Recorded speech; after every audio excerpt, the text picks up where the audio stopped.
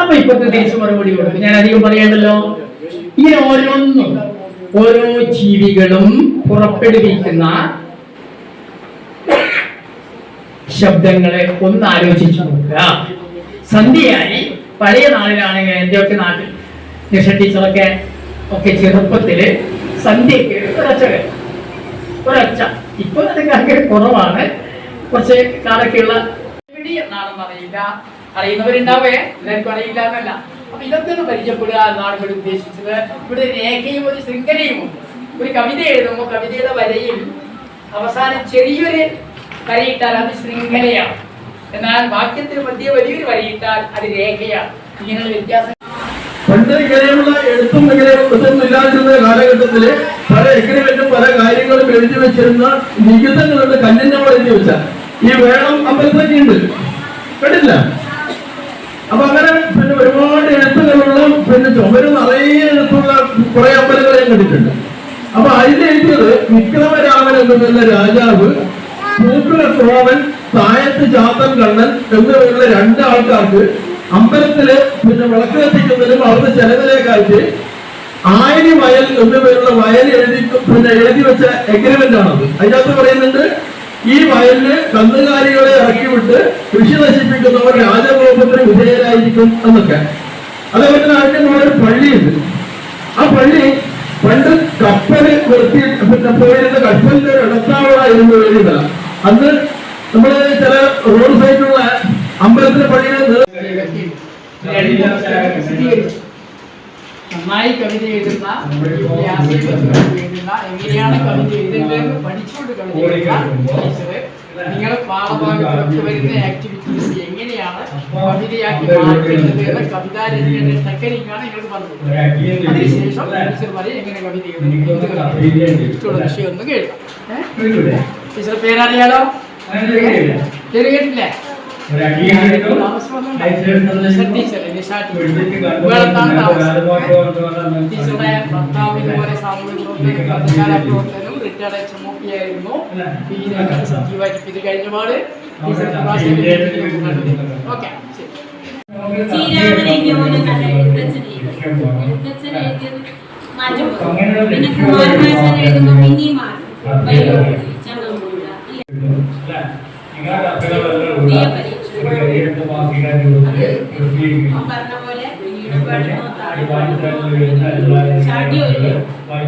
നല്ല കഥ വേണമെങ്കിൽ അനുഭവങ്ങൾ ഉണ്ടായിരിക്കണം. ഈ അനുഭവം ഞാൻ കേറുന്ന കിട്ടുക. നിങ്ങൾക്ക് എന്തൊക്കെ അനുഭവം ഉണ്ടായിരുന്ന ഇവിടെ ഇന്ന് വന്ന് രാവിലെ മുതൽ ഇപ്പോൾ ഏകദേശം കുറെ സമയമായി എന്തൊക്കെ അനുഭവങ്ങൾ ഉണ്ടായിരുന്ന ഇതൊന്നും അറിയില്ല.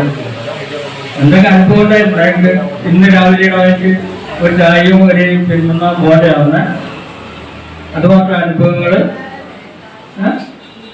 എന്തുള്ള അനുഭവങ്ങള്? കുറെ അനുഭവങ്ങളെ കിട്ടി. എന്താ കിട്ടുക? വായനശാലയിൽ വന്നാൽ വേറെ എന്താ കിട്ടുക? വായന കിട്ടും, വായിക്കാനുള്ള പുസ്തകങ്ങള് കിട്ടും അല്ലെ? വിശക്കുന്ന മനുഷ്യാമി പുസ്തകം കയ്യിലെടുക്കും ചെയ്തുകൊണ്ടുള്ള താളത്തിലേക്ക് പാടിയില്ലേ അല്ലെ? അങ്ങനെ പുസ്തകങ്ങൾ കിട്ടും. അതില് നല്ല ആശയമുണ്ട്. വിശക്കുന്ന മനുഷ്യനോട് പുസ്തകം എടുക്കാൻ പറഞ്ഞാൽ എന്താ പോരാടാനുള്ള വീര്യം നമുക്ക് എന്ത് കിട്ടും? വീർന്ന് കിട്ടും, ഈ പുസ്തകങ്ങളിലൂടെ കിട്ടും അല്ലെ? നമ്മുടെ പ്രശ്നങ്ങളിൽ നിന്ന് പ്രതിസന്ധികളിൽ നിന്ന് പോരാടി ജയിക്കാനുള്ള ഊർജം. എഴുത്തുകാരും ലോകം മുഴുവൻ അറിയപ്പെടുന്ന കഥാകൃത്തുക്കളായാലും സാഹിത്യകാരന്മാരായാലും അവരെല്ലാം നല്ല വായനക്കാരായിരുന്നു എന്നുള്ളതാണ് ഏറ്റവും പ്രധാനപ്പെട്ട കാര്യം. അപ്പൊ നമ്മൾ പ്രാഥമികമായി ഏറ്റവും ആദ്യം വേണ്ടുന്ന കാര്യം എന്താണ്? നല്ലപോലെ വായിക്കുക എന്നുള്ളതാണ്. ഇപ്പൊ ഇവിടെ രാവിലെ ഭാഷയുടെ പല കാര്യങ്ങളും നിങ്ങളെ പഠിപ്പിച്ചു കഴിഞ്ഞു. അപ്പൊ നമ്മുടെ അക്ഷരങ്ങൾ, അതിൽ തന്നെ ശബ്ദങ്ങൾ, വർണ്ണങ്ങൾ ചേർന്നുള്ള അക്ഷരങ്ങൾ ചേർന്നുള്ള വാക്കുകളാണ് യഥാർത്ഥത്തിൽ നമ്മളുടെ അർത്ഥസൂചകമായിട്ടുള്ള കാര്യം എന്ന് പറയുന്നത്. അർത്ഥസൂചകമാണ് യഥാർത്ഥത്തിൽ വാക്കുകൾ എന്ന് പറയുന്നത്. ഇങ്ങനെ വാക്കുകൾ കൂട്ടിച്ചേർത്തുള്ള വാക്യങ്ങൾ, ഈ വാക്യങ്ങളെല്ലാം വായിക്കുമ്പോഴാണ് നമ്മുടെ മനസ്സിൽ ചിന്തകൾ ഉണരുന്നത്. നമ്മുടെ മനസ്സിൽ ചിന്തകൾ ഉണരുമ്പോഴാണ് നമുക്ക് ആശയങ്ങൾ ഉണ്ടാവുന്നത്.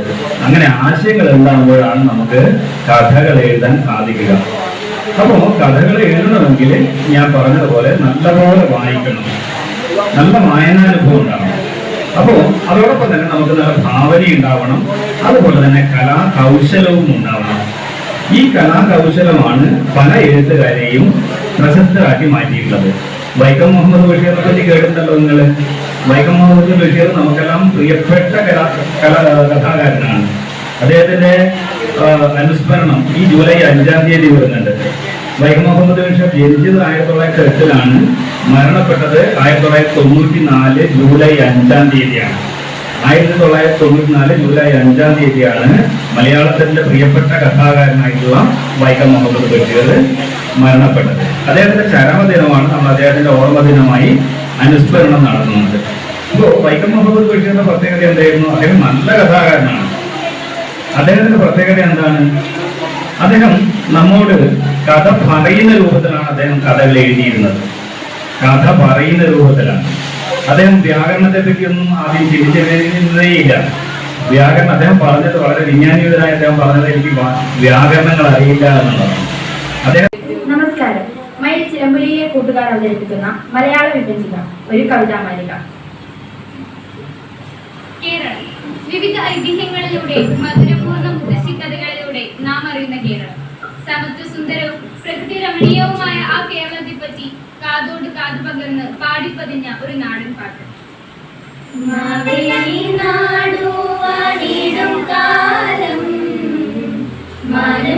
മനുഷ്യരെല്ലാരും ഒന്നുപോലെ, കള്ളവുമില്ല ചതിയുമില്ല, എള്ളോളമില്ല പൊളിവചനം. ഇങ്ങനെ തുടങ്ങുന്ന ആ വരികൾ ആരെഴുതിയെന്ന് നമുക്കറിയില്ല. പക്ഷേ നാം ആവേശത്തോടെ പാടി ഓർമ്മയിൽ കൊള്ളുന്നതാണ് ഇങ്ങനെ കേരള പെരുമ വർണ്ണിക്കുന്ന ഒട്ടനവധി സ്ത്രീകൾ കൈരളിയുടെ സമ്പാദ്യമായി കാണും. ശ്രീ കോടേശ്വരന്റെ വരികൾ കേൾക്കണം. ജയ ജയ കോമള കേരള ധരണി, ജയ ജയ മാമക പൂജിത ജനനി, ചേര പുരാതന പാവന ചരിതേ, ആര്യ പുലോത്കട ഭാർഗവ. കാർഷിക മഹിമയും ഭാഷാ പ്രൗഢിയും നിറഞ്ഞ് വഴിയുന്ന വരികളുടെ തുടർച്ച നോക്കൂ. മരിജ മനോഹര ലതികാശ്ലേഷികൾ തരുനിരതിങ്ങും മാമകരാജ്യം, പല്ലവ നിജയം മെല്ലെ വിടർത്തും വല്ലികൾ തുല്യം തുല്യാനിവഹം. ഈ സവിശേഷതയെ ശ്രീ കോലടി മറ്റൊരു രീതിയിൽ വർണ്ണിക്കുന്നത് നോക്കൂ. പാടും പുഴകളും തോടും മലരണിക്കാടും, നീളെ കളകളം പാടും കാട്ടുചുവലയും മാമണി മേടും, വെള്ളി അരഞ്ഞാടു പോലെ ചുറ്റും തുള്ളിക്കളിക്കും കടലും, താളം പിടിക്കും ചെടികൾ, നല്ല താരാട്ടുപാടും ലതകൾ, നീളെ കുളിരൊളി തിങ്ങി എന്റെ കേരളം എന്തൊരു ഭംഗി, എന്റെ കേരളം എന്തൊരു ഭംഗി. അതെ, ഈ പ്രകൃതി മനോഹാരിതയും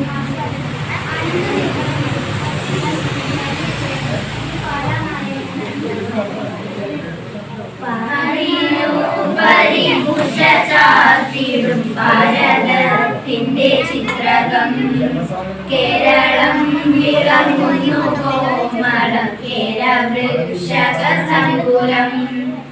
അങ്ങനെയുള്ള നമ്മുടെ കൊച്ചു കേരളത്തിന്റെ പ്രാമുഖ്യം പെരുമയും സൃഷ്ടിച്ചത് അധ്വാനിക്കുന്ന വർഗത്തിന്റെ പങ്ക് വളരെ വലുതാണെന്ന് തിരിച്ചറിഞ്ഞുകൊണ്ട് കർഷകരും തൊഴിലാളികളും ഒക്കെ കഠിനാധ്വാനം ചെയ്ത് രൂപപ്പെടുത്തിയ കേരളത്തിലും മലയാളി മഹത്വം പലരും പല രീതിയിൽ വർണ്ണിച്ചിട്ടുണ്ട്.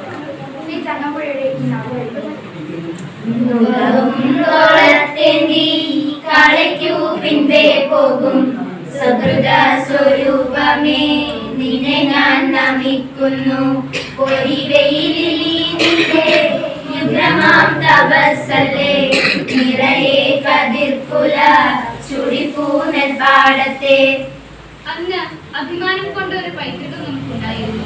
എന്നാൽ ഇന്ന് പൂർവ്വം മറന്ന് എല്ലാം വലിച്ചെറിഞ്ഞ് കോർപ്പറേറ്റ് സൃഷ്ടിയായ വെള്ളത്തോളം സംസ്കാരത്തിന്റെ പിന്നാലെ പായുന്ന കേരളം അല്ല ഞാനും നിങ്ങളും എന്നോ കൈമോശം വന്ന നമ്മുടെ പൈതൃകം നോക്കൂ. അന്നത്തെ കാർഷിക കേരളം കലയും സംസ്കാരവും ആന്തോളനം ചാർത്തിയ കേരളം, അതെ തുഞ്ചന്റെ കേരളം. ശ്രീ ബോധീശ്വരൻ പാടിയത് കേൾക്കൂ. കുഞ്ചസുടീകള കണ്ട നിനാദം കഞ്ചും മാമക മലയാളത്തിൽ മാമകമോഹം മാമകഗേഹം മാമകനാഗം മാമക വിലയം. പക്ഷെ ഇപ്പോൾ ആ ഭാഷാപിതാവിന്റെ പേരിൽ ഇംഗ്ലീഷ് മീഡിയം വിദ്യാലയങ്ങളെ പോലുള്ള ജീർണ സംസ്കാരത്തിൽ നമുക്ക് ലജ്ജിക്കാം. അപ്പോഴും ഓർമ്മയിൽ ഓടിയെത്തുന്ന എത്രയെത്ര കവികൾ, സാഹിത്യനായകർ, ഭരണശ്രേഷ്ഠർ. നമുക്കറിയാം സ്വാതി തിരുനാളിന്റെ കലാവിധൻ, അദ്ദേഹത്തിന്റെ വിദ്വൽ സദസ്സ്, അതിലെ കാവ്യകുലപതി ഇരയിമൻ തമ്പിയുടെ കായാട്ട് മത്സരം. തിങ്കൾ കിടാവോ നല്ല ഓമള താമര പൂവോ പൂവിൽ നിറഞ്ഞ മധുവോ പൂർണ്ണേന്ദു തന്റെ നിലാവോ. ഇത്തരം വരികളിൽ ആനന്ദതൽപ്പത്തിലാടുന്ന അമ്മ ഹൃദയങ്ങളിൽ ഒന്നുകൂടി ആഹ്ലാദ പാലാളി തീർക്കുന്ന വരികൾ വെൺമണി മഹൻ നമ്പൂതിരി പാടിയത് കേട്ടിട്ടില്ലേ? അമ്മ എടുത്തു കൊഞ്ചും നന്ദനൻ തന്നെ മടിയിൽ വച്ചും ഭിന്നതലാളിച്ചു വേർപ്പെടുത്തും പിന്നും തലമുടി വേർപ്പെടുത്തും തൂർത്തു നെറുകയിൽ നിർത്തിക്കെട്ടി കോർത്തൊരു കുമാല ചുറ്റിക്കെട്ടി കണ്ണു മിന്നുന്നൊറ്റ പീലി കുത്തി കണ്ണനു ഗോപിയും പൊട്ടും കുത്തി. സമാനമായി ഇതാ ഇടശ്ശേരി ഗോവിന്ദൻ നായർ ഭൂതപ്പാട്ടിൽ പറയുന്നത് കേൾക്കൂ. മോരൊഴിച്ചൊപ്പി വടിച്ചിട്ട് മാലൻ കമ്പിളി മാമനെ കാട്ടിട്ട് കാക്കയെ പൂച്ചയെ പാട്ടുകൾ പാടിയിട്ട് മാമ കൊടുക്കുന്നു നങ്ങേലി മാമ കൊടുക്കുന്നു നങ്ങേലി. താഴെ വെച്ചാൽ ഉറുമ്പരിച്ചാലോ തലയിൽ വെച്ചാൽ വേനലിച്ചാലോ തങ്കക്കൂടത്തിനെ താലോലം പാടിയിട്ട് തങ്കട്ടിലിൽ പട്ടു വിരിച്ചിട്ട് തന്നെ പൂന്തുട തട്ടി ഉറക്കിയിട്ട് ചാഞ്ഞു മയങ്ങുന്നു നങ്ങേലി ചാഞ്ഞു മയങ്ങുന്നു നങ്ങേലി. അതെ, അങ്ങനെയാണ് നമ്മൾ വളർന്നത്, നമ്മളെ വളർത്തിയത്. അത് കണ്ടിട്ട് ഈറ്റവിക്ഷണത്തോടെ കേരളത്തിന്റെ ഗർജനമായിരുന്ന കവി കടമിട്ട പറയുകയാണ്. ഇപ്പോൾ കാഞ്ഞ വെയിലത്ത് കാലും കൊള്ളുമ്പോൾ ഇന്നും എന്റെ ചിറകിന്റെ കീഴിൽ നിന്നോ നിന്റെ വയറും നിറയ്ക്കാമെന്ന് തോന്നുന്ന തോന്നലുമില്ല. നിന്റെ ജീവിതം കാര്യം മാത്രം നേരമായി നിനക്കു ജീവിക്കാൻ നേരമിന്നു തിരക്കു കൂട്ടുന്നു. അതേ കൂട്ടുകാരി, നമ്മൾ സ്വയം ആർജവം നേടി ചുറ്റും നോക്കി എല്ലാം കണ്ട് നല്ലവരായി ജീവിക്കുന്ന വൈകുന്നേരത്തിൽ അവിടെ ജാതി മതം കേവല രാഷ്ട്രീയം ഇതൊന്നും തടസ്സമാകരുത്. കൂടാത്തവർ ദൃഷ്ടിയിൽ പെട്ടാലോ ദോഷമുള്ളോ കെട്ടില്ലാത്തോ തമ്മിലുണ്ണാത്തോരിങ്ങനെ ഒട്ടല്ലോ ജാതി കോമരങ്ങൾ. ഒരു കാലത്ത് കേരളത്തിന്റെ കളങ്കമായിരുന്ന അത്തരം ജീർണതയ്ക്കെതിരെ നമ്മുടെ പൂർവികർ പൊരുതി നേടിയ നമ്മുടെ കരുത്തും വെളിച്ചവും അത് നഷ്ടപ്പെടാതെ സൂക്ഷിക്കേണ്ടവർ നമ്മളാണ്. ഇവിടെ വർഗീയത വേണ്ട, നാനാത്വത്തിൽ ഏകത്വം എന്ന ആ സംസ്കാരം മുറുകെ പിടിക്കാം. കവി എസ് രമേശൻ നായർ പറയുന്നത് കേൾക്കൂ. ആയിരം പക്ഷികൾ പാടിപ്പറന്നാലും ആകാശം ഒന്നു തന്നെ, പുഷ്പങ്ങളായിരം പൂത്തുലഞ്ഞാലും ഉദ്യാനമൊന്നു തന്നെ, ഇരകളനവധി ഗർജിച്ചുയർന്നാലും അലകടലൊന്നു തന്നെ, രാഗങ്ങളായിരം പാടിയാലും വിശ്വഗായകരൊന്നു തന്നെ, രൂപങ്ങൾ കോടാനുകോടിയുണ്ടെങ്കിലും ജീവനതൊന്നു തന്നെ, ഒന്നിൽ തുടങ്ങി പലതായി വളർന്നാലും ഒടുവിൽ നാം ഒന്നു തന്നെ, ഒടുവിൽ നാം ഒന്നു തന്നെ. അതെ, ആ ഒരുമ, കൂട്ടായ്മ, ആ മാനവികതയുടെ മധുരം നുകർന്ന് പഠിച്ച് മിടുക്കരായി വളരാൻ വേദിയാകുന്ന നമ്മുടെ വിദ്യാലയം. ആ വിദ്യാലയത്തെ പറ്റി പണ്ഡിതനായ OMV മാഷ് പറഞ്ഞത് എല്ലാവർക്കും അറിയാമല്ലേ? ഒരു വട്ടം കൂടിയ പഴയ വിദ്യാലയ ഇരുമുറ്റത്തെത്തുവാൻ മോഹം, ഇരുമുറ്റത്തൊരു കോണിൽ നിൽക്കുന്നൊരാ നെല്ലി മരമൊന്നുരത്തുവാൻ മോഹം, നെല്ലി മരമൊന്നു. സമ്മാനദാന പരിപാടിയാണ്, സമാപന സംഗമമാണ് ആരംഭിക്കുന്നത്. ബഹുമാനപ്പെട്ട പഞ്ചായത്ത് പ്രസിഡന്റിനെ പെട്ടെന്ന് തന്നെ ഗ്രാമസഭയിലേക്ക് എത്തേണ്ടതുകൊണ്ട് ദീർഘമായി ഒന്നും സംസാരിക്കാൻ സമയമില്ല. എല്ലാവരെയും ഈ ചടങ്ങിലേക്ക് സഹർഷം സ്വാഗതം ചെയ്യുകയാണ്. രാവിലെ സൂചിപ്പിച്ചിട്ടുണ്ട് ഇത് സംഘടിപ്പിച്ച രീതിയൊക്കെ.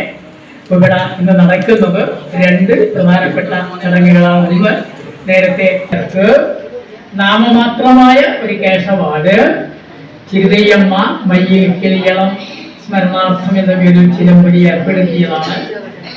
രാവിലെ പറഞ്ഞിട്ടുണ്ട്, എൻ്റെ അമ്മയാണ് അങ്ങനെ ഏർപ്പെടുത്തി കഴിഞ്ഞ വർഷം കൊടുത്ത കാര്യമൊക്കെ പറഞ്ഞിട്ടുണ്ട്.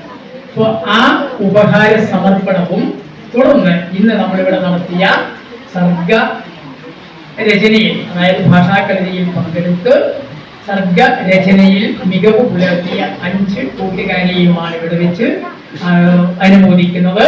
ഒപ്പം പങ്കെടുത്ത എല്ലാവർക്കും സർട്ടിഫിക്കറ്റ് കൊടുക്കുന്നുണ്ട്.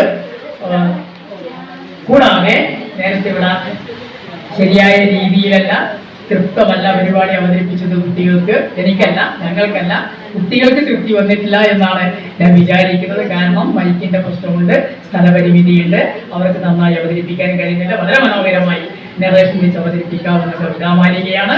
അവസരം കിട്ടിയാൽ ഞങ്ങൾ മറ്റു വേദിയിൽ അത് മനോഹരമായി മ്യൂസിക് അടക്കം മറ്റൊരുങ്ങിൽ അവതരിപ്പിക്കുമെന്നാണ് പറയാനുള്ളത്. ഭാഷയുടെ പ്രാധാന്യമുണ്ട്. അവർക്കുള്ള ചെറിയ ഒരു പാരിതോഷികവും ഈ വേദിയിൽ വെച്ച് നൽകുന്നതാണ്.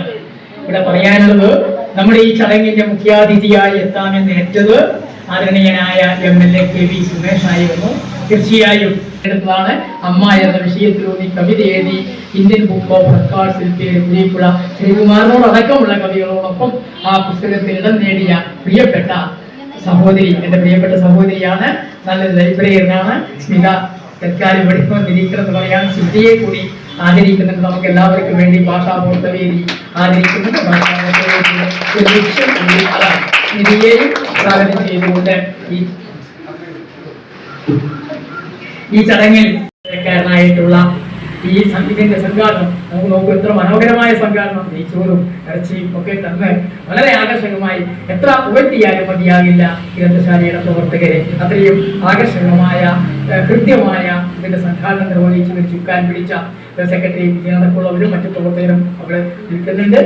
വായനശാലയുടെ പ്രസിഡന്റ്, ലൈബ്രറി കൗൺസിലിന്റെ വിദ്യാർത്ഥികളുടെ മാത്രമല്ല തളിപ്പറമ്പ് മേഖലയുടെ അടക്കം ജീവനാടിയായി പ്രവർത്തിക്കുന്ന മനോഹരം മാഷ് ആണ് ഈ ചടങ്ങിൽ അധ്യക്ഷം വഹിക്കുന്നത്.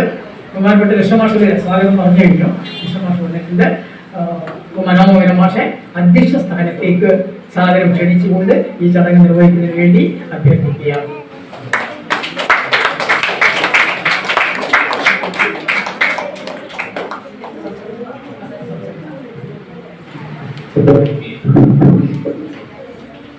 പ്രിയപ്പെട്ടവരെ, നമസ്കാരം. സമയം ഒരു വലിയ പ്രശ്നമാണ്. അതുകൊണ്ട് തന്നെ ഞാൻ അധ്യക്ഷ ഭാഷണം 1 മിനിറ്റിനുള്ളിൽ നിർത്തും. നമുക്കറിയാം, ഇന്ന് രാവിലെ മുതൽ വിഭജിക എന്ന ശീർഷകത്തിൽ വാണിവിലാസം പൊതുവെ ഗ്രന്ഥാലയത്തിൽ ചിലമ്പൊലി കലാവിദ്യാലയവും വാണിവിലാസം അക്ഷരാബാലവേദിയും ഭാഷാഭൂഷണവേദിയും സംയുക്തമായി നടത്തിയ ഈ പരിപാടിയിൽ എനിക്കറിയാം വളരെ മനോഹരമായ ഒരു ഭാഷാ പോഷണ പരിപാടിയായിരുന്നു. ഈ പരിപാടിയിൽ പങ്കെടുത്ത എല്ലാ കുട്ടികളും മിടുക്കന്മാരാണ്, മിടുക്കികളാണ്. തീർച്ചയായിട്ടും സർഗാത്മകതയുടെ ബാലപാഠങ്ങൾ, ആ ബാലപാഠങ്ങളിലെ 3 അധ്യായം നിങ്ങൾ ഇതിനകം പഠിച്ചു കഴിഞ്ഞു. 1 ഭാഷാ വ്യവഹാരങ്ങൾ, 2 കഥ കേദാരം, 3 കാവ്യാംഗങ്ങൾ. തീർച്ചയായിട്ടും ഈ ചെറിയ സമയത്തിനുള്ളിൽ വളരെ സമയബന്ധിതമായ പരിപാടിയായതുകൊണ്ട് വളരെ പെട്ടെന്ന് തീർക്കേണ്ടതുകൊണ്ട് തന്നെ വളരെ ചെറിയ സമയത്തിനുള്ളിൽ തീർച്ചയായും നിങ്ങൾക്ക് ഒരു നവചൈതന്യം ലഭിച്ചിരിക്കും എന്ന് തന്നെയാണ് ഞാൻ കരുതുന്നത്. ഞാൻ കൂടുതൽ പറയുന്നേ ഇല്ല. എൻ്റെ ഒരു സന്തോഷം കൂടി പങ്കിട്ടുകൊണ്ട് ഞാൻ എൻ്റെ അധ്യക്ഷ ഭാഷണം നിർത്തുകയാണ്. ഒന്ന്, പ്രോജക്റ്റിന് 1ാം സമ്മാനം കിട്ടിയ ശിവന്യല്ലേ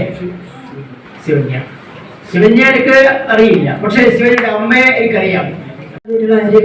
മാഷ്, അതുപോലെ തന്നെ നമ്മുടെ അമ്മയ്ക്കൊരു ഉമ്മ കവിതയുടെ ആദരവ് നൽകിയിട്ടുള്ള സ്മിതർ ഉൾപ്പെടെ വേദിയിൽ സദസ്സിലുമുള്ള ബഹുമാന്യരെ, സ്നേഹം നിറഞ്ഞ സഹോദരി സഹോദരന്മാരെ, സ്നേഹം നിറഞ്ഞ പിഞ്ചു മക്കളെ, വളരെയധികം സന്തോഷമുണ്ട് ഇങ്ങനെയൊരു വേദിയിൽ നമ്മുടെ കൊച്ചുകുട്ടികൾ മലയാളം വിഭജിക 2024 എന്ന പരിപാടിയില് ചിലമ്പലി കലാ വിദ്യാലയവും മയ്യിലും മലയാള ഭാഷാ ഭോഷണി കണ്ണൂരും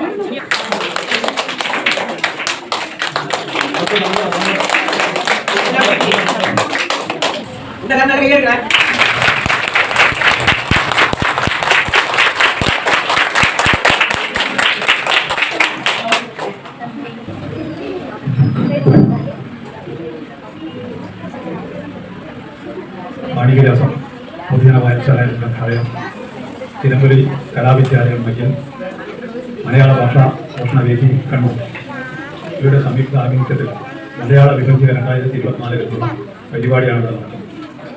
ഭാഷാ കളിയുടെ ഭാഗമായി തിരുതയ്യമ്മ മയ്യൽ തിരുകം സ്മാരക സംഘപ്രതിമ പുരസ്കാര വിതരണം ഇവിടെ ദിനം നടത്തുന്നു. ഈ പരിപാടി സ്വാഗതം പറഞ്ഞിട്ടുള്ള വിജയൻ, അധ്യക്ഷത വഹിച്ചിട്ടുള്ള രാജേന്ദ്ര കണ്ണപുരം,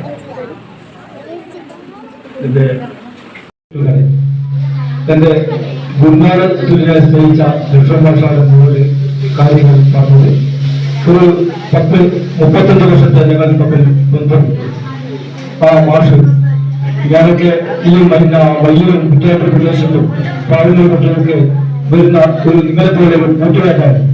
അത് പ്രസംഗിക്കാനാണ് ഉദ്ദേശിക്കുന്നില്ല, പാട്ട് പാടുക. കാരണം നേരത്തെ കുറെ ആളുടെ പ്രസംഗം കേട്ടു. പ്രത്യേകിച്ച് നമ്മുടെ മൺമറന്നുപോയ HK കടത്തേരി പാട്ട് മരിക്കുന്ന 3 വയസ്സ് മുഴുവൻ പോകും കാണാൻ പോയപ്പോൾ പറഞ്ഞ വാക്കുകൾ കുട്ടികളുടെ മുമ്പിൽ വെച്ച് മണിക്കൂറുകൾ പ്രസംഗിക്കാൻ പാടണം, അവരെ പാട്ട് പാടും. അപ്പോൾ എന്റെ മക്കള് കഥ എഴുത്തുകാരും പാട്ടുകാരും കവിത എഴുതുന്നവരായി മാറണമെങ്കിലോ ഇതുപോലുള്ള വായനശാലകൾക്ക് വേണം. നിങ്ങൾ നാട്ടുപ്രദേശത്ത് പോയാൽ നിങ്ങൾ വായനശാലയിൽ പോകണം, അവിടെ പത്രങ്ങൾ വായിക്കണം, പുസ്തകങ്ങൾ വായിക്കണം, പുതിയ എഴുത്തുകാരുണ്ടാവണം. മനുഷ്യനെ കുറിച്ചും പ്രകൃതിയെ കുറിച്ചും പ്രപഞ്ചത്തെ കുറിച്ചും എഴുതുന്ന എഴുത്തുകാരായി ഉണ്ടാകണം. നമ്മൾ രാവിലെ മുതൽ ഈ സമയം വരെ കൂട്ടുകൾ ഓർക്കുകയും ചെയ്ത ഈ വായനശാല പ്രവർത്തകരോട് ഹൃദയത്തിലെ ഭാഷയിൽ അഭിവാദ്യം ചെയ്യുകയാണ്. ഒരു പാട്ട് കേൾക്കണം. പാട്ട് വാക്കേ വാക്കേ കൂടെ വിടെ കൂട്ടിനകത്തൊരു കഥയില്ലേ, കഥയുടെ ചെപ്പ് തുറന്നപ്പോൾ ഉള്ളിൽ കുളിരിനറിയൂലേ. വാക്കേ വാക്കേ തരുമോ നീ, ഇല്ല വാക്ക് തരുല, അയ്യോ വാക്കേ പറ്റിച്ചു. അപ്പോ ഇതിൽ പങ്കെടുത്ത എല്ലാവർക്കും സ്നേഹത്തിന്റെ ഭാഷയിൽ മലയാള ഭാഷാ പഠികളുടെ സ്നേഹാഭിവാദികൾ അറിയാം.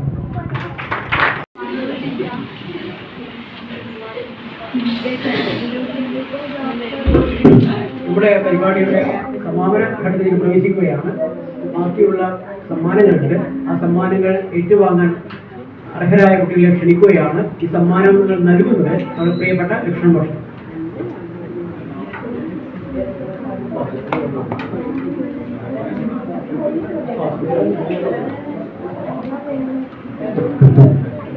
അപ്പോൾ ലക്ഷ്മണമാഷ് ക്ഷണിക്കുകയാണ് സമ്മാനങ്ങൾ ഏറ്റുവാങ്ങാൻ കുട്ടികളെ.